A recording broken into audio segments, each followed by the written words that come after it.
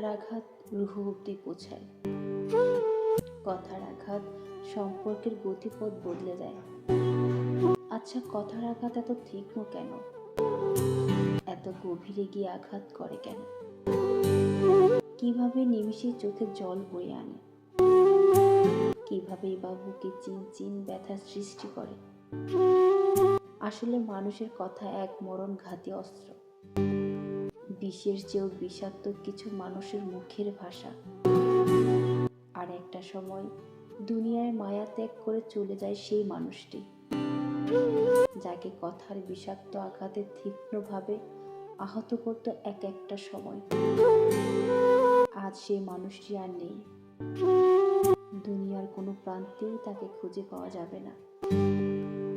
তখন মন চাইলেও কষ্ট দেওয়া মানুষটির সাথে আর দেখা হবে না। জিহ্বা ইস্পাত নয়, তবু তার ধারা মানুষ ক্ষত বিক্ষত হয়।